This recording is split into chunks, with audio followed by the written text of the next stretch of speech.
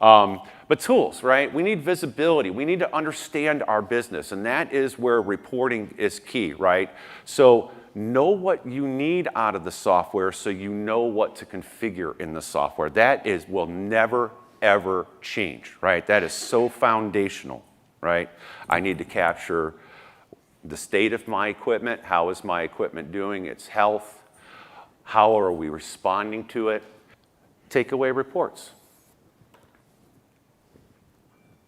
They never go out of style, okay? They provide us the visibility. In this case, on our maintenance backlog, we're going to talk about the maintenance backlog a little bit and work order backlog. It assists in standardizing and defining our work order types and our statuses and their usage. So with George Williams, he went through the whole stack of be very, very definitive about your work order types and how they are to be used. Make sure that they have meaning on work order flow as to who is to do what based on the status that it's in. Make it very clear, right? We all know the EAM dashboard, right? Are we familiar with the start center and the dash, right? The maintainers in the room, right? You got to sit there and you got to have visibility of what's sitting where and for how long, right? That's the key of those inboxes. We love those inboxes, right? That is how we operate. When I log into EAM, I want to look in to see what's important to me today that I need to take action on, right? Take action on. These types of reports help out with that. The work order types, they have to be well-defined, right? They have to be well-defined. What are those types? You know, we start off as a breakdown, or we have something as or as corrective. What's the difference between breakdown and corrective? And then, as George said, emergency. What's the difference between an emergency? Emergency actually is, that's not a stat or a type. What that is that's a priority, which is more like what you saw with George with the do it now.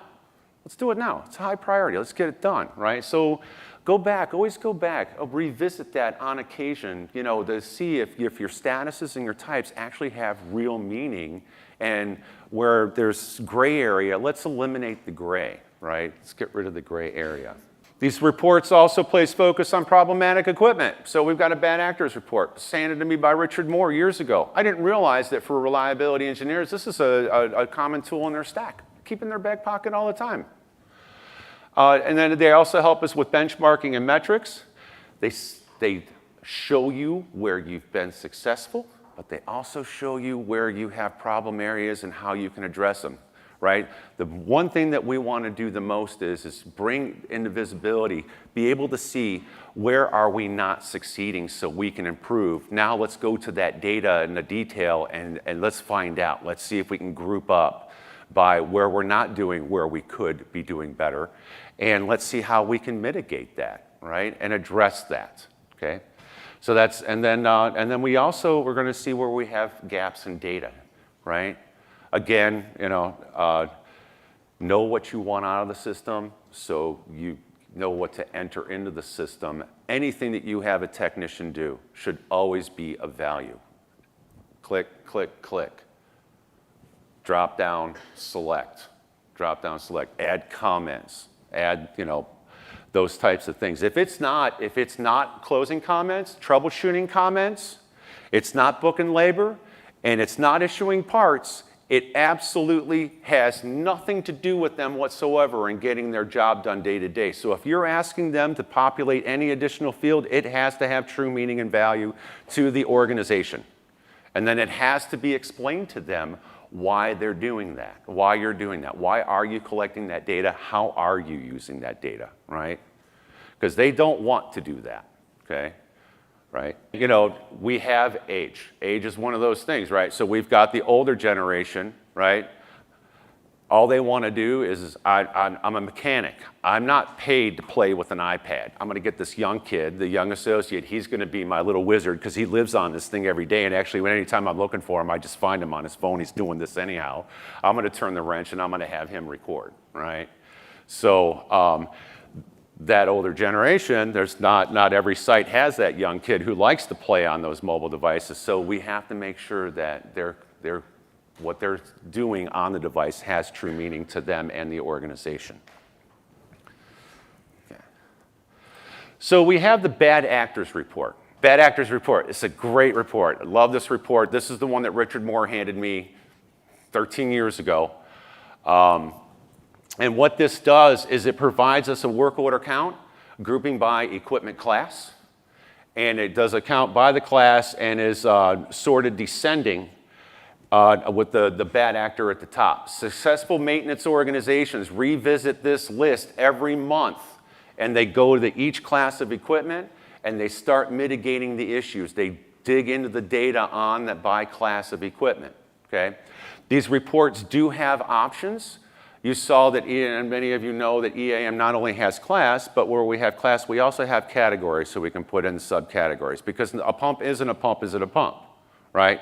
We have pneumatic pumps, we have electric pumps, we have hydraulic pumps, right? Let's break that data out and group it accordingly. Okay, so these reports do have those options to bring that in. Okay.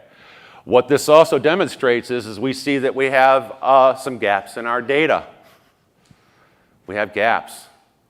Wow, my second one is nothing.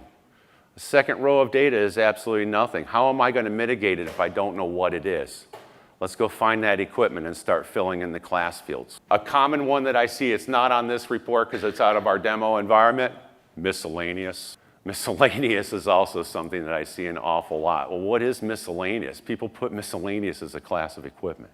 And then what we also see is on the right-hand side, what we've done is we've provided a detailed list of the summary on the left. We have a detailed list of the work order numbers, the description of the work order, the equipment. You get the work order problem codes, okay? So we see gaps in our data on problem codes. At a minimum, if you're going to start down the closing code path, PCFA, problem, cause, failure, and action. Start with the problem, okay?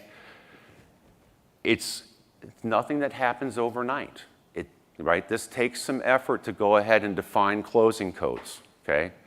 But start with problem, because now that you get it by class, now you can actually start breaking that out by the problem and mitigating by the problem. What took me out there, okay? What took me out there? It'd be this iterative path, okay?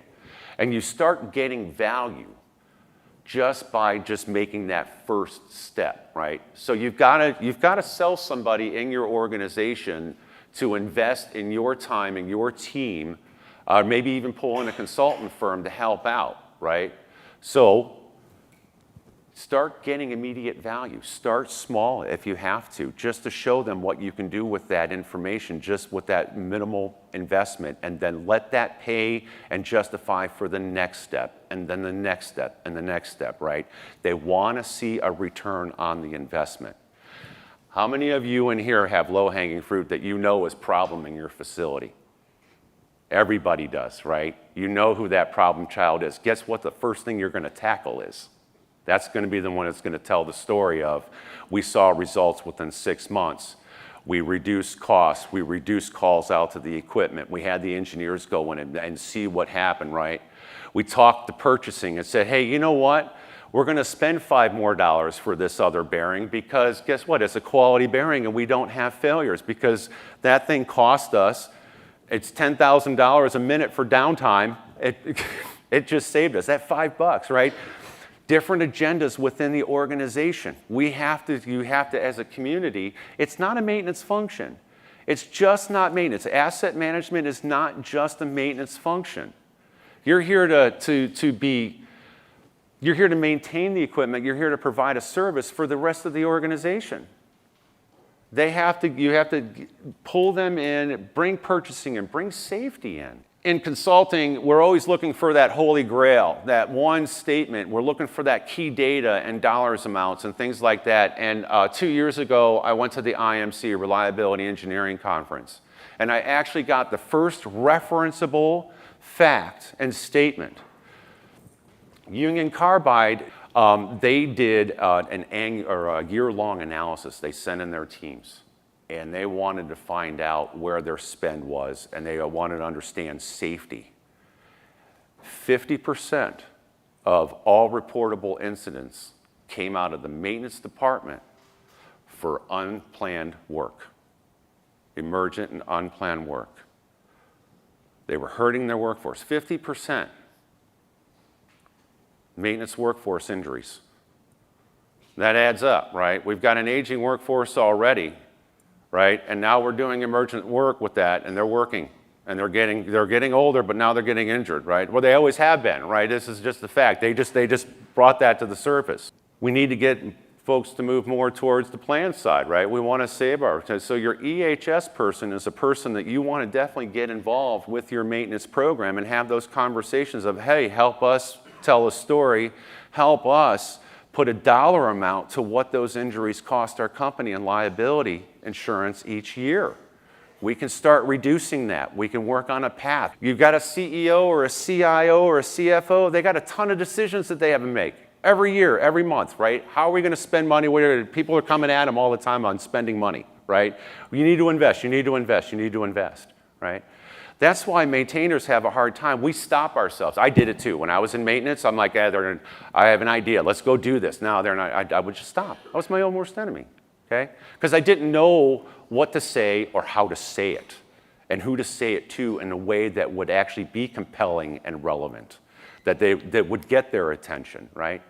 It is about investment and getting a return on the investment, okay? Your partner in this, your first partner, is EHS. Talk to your EHS folks. Moving along the lines here with the bad actor report and the detail, we have the work order problem code. Get down on that problem code, right? What department? We have the EQ classes. The detail was what it was grouped up by. We also see categories. So again, that category helps you group up to see, you know, a pump isn't always a pump isn't a pump. We have different types. And then we also have equipment criticality, okay? Anybody define equipment criticality in their organizations? You guys do. Of course you do. Of course you do. Do we understand the need for equipment criticality? If I have a continuous production process, and in the middle of that, it's the bottleneck. I actually had a customer. It was a really interesting customer. It was an appliance manufacturer, and they actually manufacture all the appliances for all the brands that you know, plus they're their own brand. They send them the drawings, they do the production line, and they produce this. And this plant was their range plant, their ovens and ranges. And their bottleneck, their most critical piece of equipment was a palletizer at the end of the process. That was it. And what they did is they actually had 3 stacked up. So it's almost like water. You know, who's water in here? We got water folks in here? So they always, you know, everything's critical in water, but they have 5 of everything, right? They know what's critical. They have to have 5. All they got to do is just turn some valves, hit a button, right?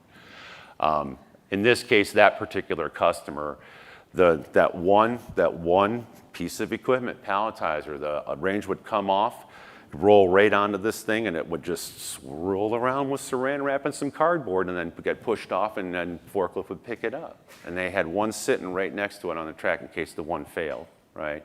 They paid a lot of attention to that because they knew that that was their bottleneck in their operation, okay? That's all that it is. Criticality is what is my bottleneck, what's important, right?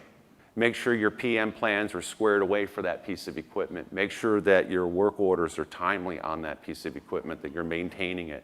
That's going to be the piece of equipment that if you are going to go into condition monitoring and get down the mean time between failure path, that's the piece of equipment that you start with because that's your moneymaker. It's your moneymaker. Or your service provider, right? If we're in energy, if we're in any kind of the infrastructure services where we are supplying the public with anything, water, electricity, wastewater, we have to make sure that we do that we supply that and start with your most critical piece of equipment. ID it, and then take a look at the PM plans. Make sure we're good. Make sure we have our bill of materials, our parts. Are we supporting that in the right way and with the right people? Okay. What also is embedded in this is you may notice that the work order numbers and the equipment numbers are in blue. Those are active hyperlinks. Those take you back to EAM. So if this is an emailed report, if you run this report and you distribute it out via email, the folks looking at it, the right people in the right way, they want to go in and they want to investigate it. This takes away, you know how Cognos has that whole drill through capability and you can click and click and click, but sometimes it takes you back to EAM, you got to log in and do all that. Well, we're just taking you there anyhow. This function is a hijack of the email notification function. How many are using email notifications in EAM? That little checkbox that says include URL and it embeds it in the email body, we hijack that and we put that in for the work order code and also for the equipment code. So you just click on that number, it takes you to the EAM login screen, you log in and it lands you right on the screen and on the record to review the data. So the bad actors report, the content of the report is that it has a prompt page, a cover page, it displays the selected filters. You get a summary page with it. So, you know, when you run reports from EAM, how it has a nice, you usually get a cover page and then it can break out. And if you like, you could do the multi-select on the work order screen. It does all the page sets. It'll run through a series of details before it moves on to the next record. That's what we have here. And then it does so it's an overall, it's an enterprise-wide summary page first is what you see. Here's all the numbers. Here's how we're doing as an organization. And then it does a by-site breakout of the same questions, but it's just that site-level data. So, because not every site has exactly the same problems, okay? So this is going to get you down in the nitty-gritty where it's applicable to you at the site level. Okay. And then at the end of that, you'll see that there is the detail piece that you saw on the previous slide. So here's the prompt page. Okay, so we're going to find out if I talk too long and timed out here. So I'm in Cognos. Normally these would be on the menus or they would be scheduled in the background, in the back end, and just would run and email out. We're going to take a look at the bad actors report. These reports, by the way, are going to be available on the CVent website. We have the Oracle and SQL versions. They are named that way, so you can pull those down, download them, hand them to your EAM administrator if you'd like, and have them install them and create the screen. They would know the processes to do that, and then drop them in the menus. Okay, so we're first presented with the prompt page, and we have a select a start date. So this is a look back from today. How far back do I want to go back and take a look at my bad actors? I'm going to go a year because I'm in my demo environment. So the next thing that happens is I select the reprompt button. Okay. What this does is it pulls all of the values for the rest of the prompts that are applicable within the date range that you selected, right? The reason why I did this is because as you go in and you true up your work order statuses and your work order types, you're only going to see the ones that you want to use moving forward. It helps you clean those up, okay? Also, if you're still in the process of those, as you see those ones that you want to move away from, you'll see them that'll highlight them going, we still got to finish that up. Let's not forget that, right? So we always want to give visual cues. So it's a bad actors report. So, and we gave you the work order types because every organization is different on their types on what they define. So we wanted to provide you with that. So we're going to go with breakdown. It could just be breakdown. Maybe we just want to do breakdown. But I'm going to go ahead and do corrective, follow-up, and we'll leave that there. And then our statuses. Make sure you're choosing applicable statuses. Canceled is not one that's not really an applicable status. And then you have the option if you want to include equipment criticality in and expose that column. The category as well. If you want to break out by class, it'll group it out by the category as well if you have subcategories within a class.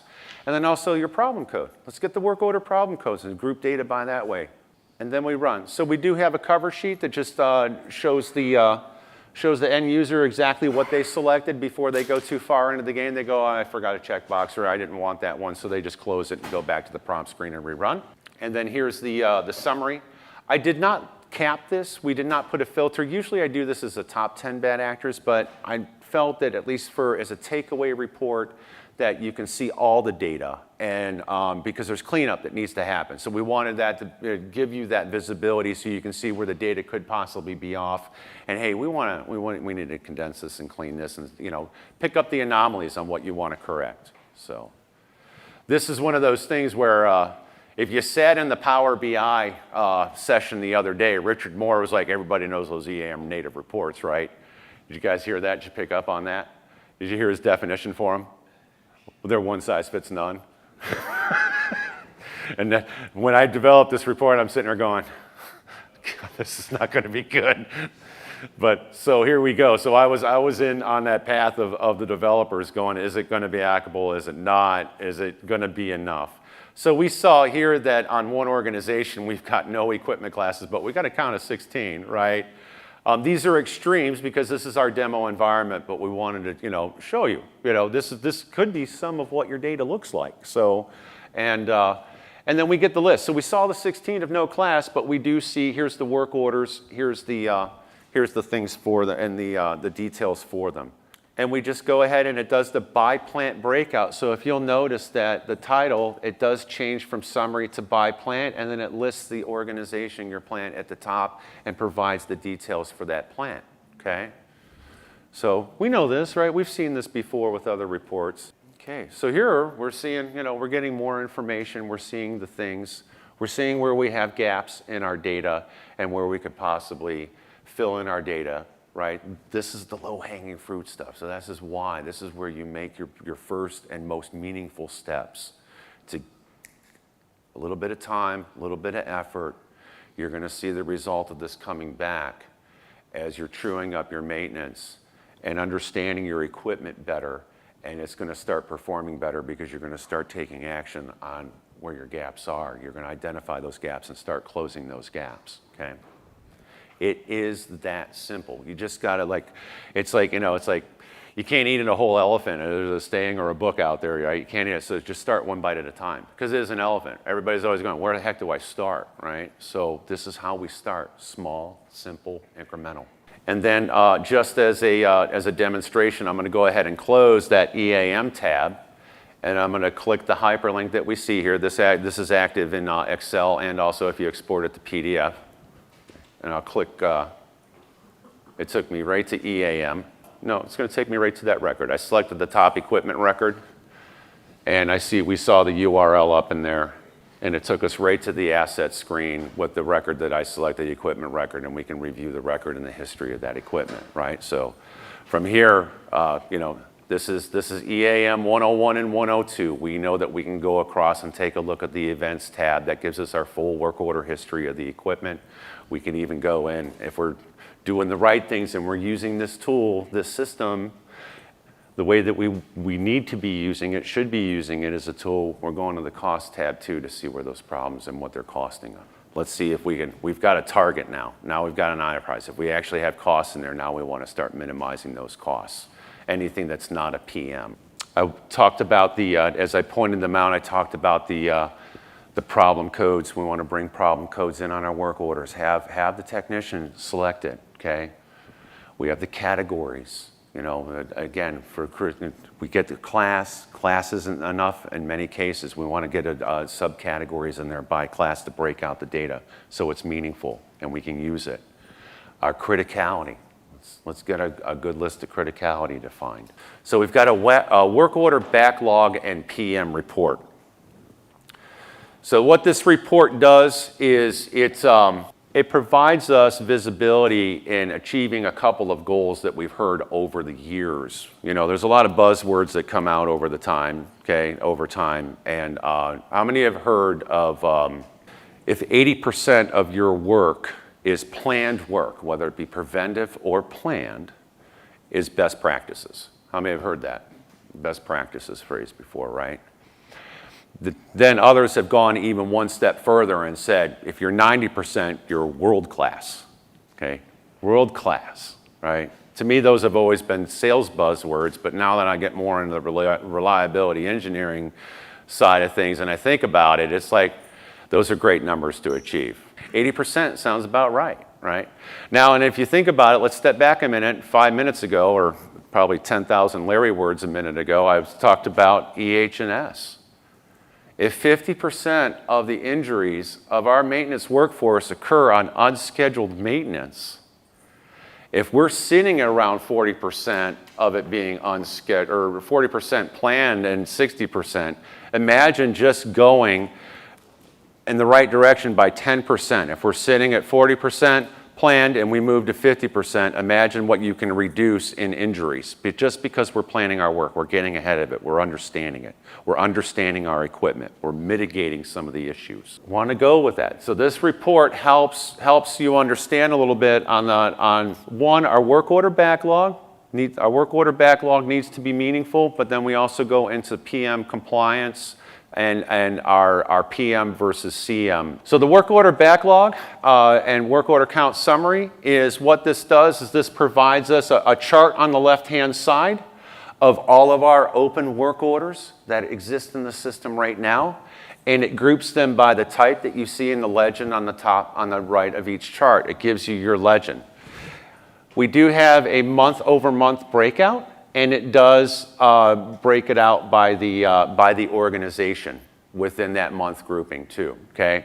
It is dynamic in the fact that if no work orders or anything exists within a month, the month won't even show, okay? This is great. So George rattled my cage yesterday a little bit about work order backlog and stuff. I was always of the mindset, and always have been of the mindset, if it's been open for 6 months, just close it out. We want to minimize, we want to keep a minimum amount of work orders. Matter of fact, I don't want to see anything past 2 weeks ago. We should be doing this. Unless it's sitting there and it says scheduled, in a status of scheduled, that means we have intent. We've already planned it, and we've already got it on the schedule to go. It shouldn't be open. We should just be closing those out, right? Well, no, that's George. He changed it a little bit. And we segregated. What he did is he drew a very divisive line in the roles and segregation of duties between a planner and a scheduler, right? I had to wear both hats, so it's murky and muddy for me personally, because it was like if I'd pick up a work order, I'd plan it, and then I'd schedule it, and then let's go move on to the next, right? So that was it. He segregated the duties, and it was really interesting on how he did it. And he said a healthy work order backlog is 4 weeks. We're all about closing work orders. Our metrics are all about get it open, get it closed, get it open, get it closed, get it open, get it closed. And I'm like, wait a minute, you're cool with that sitting out there? Now you see your data, you see what's open, you see why it's open by the type, and it helps you get there. The other thing is the criticality, okay?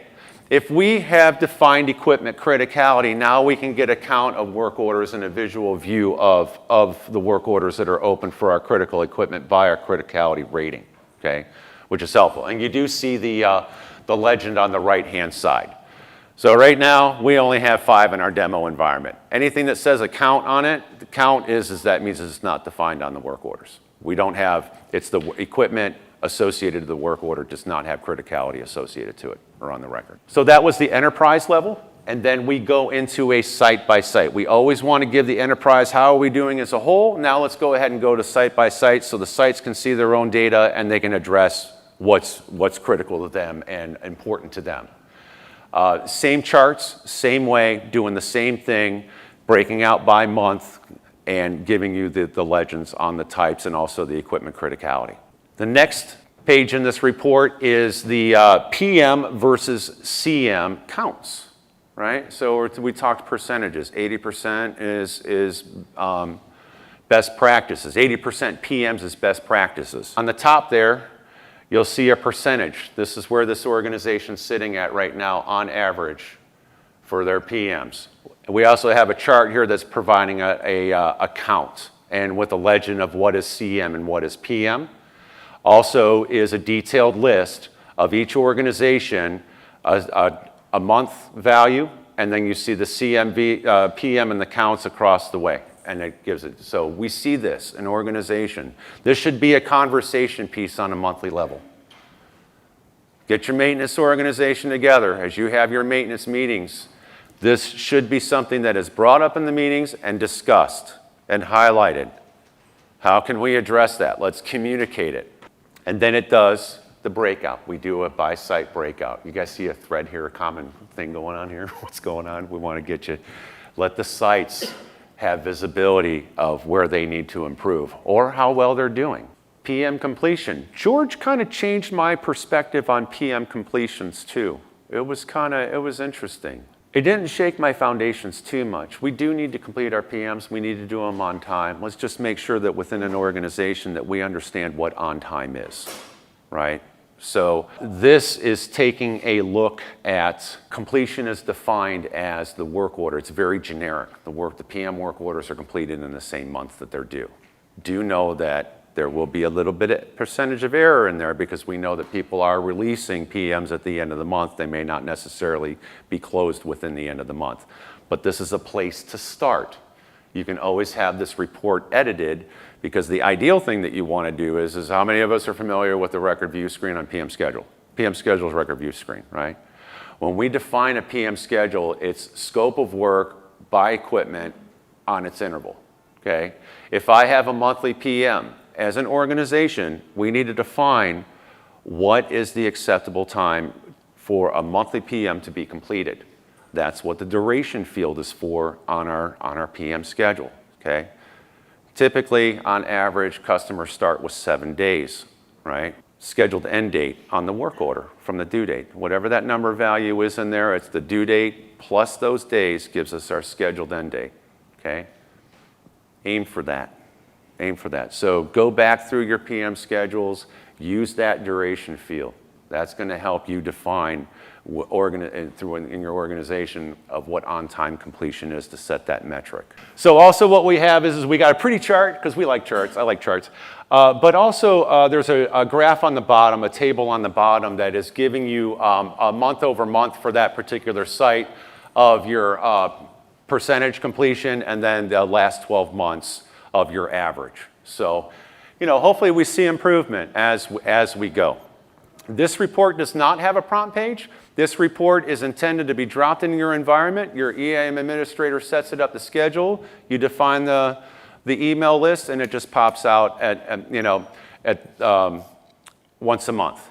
I recommend, depending on how long it takes you to close work orders and stuff, don't have them set it out on the first of the month.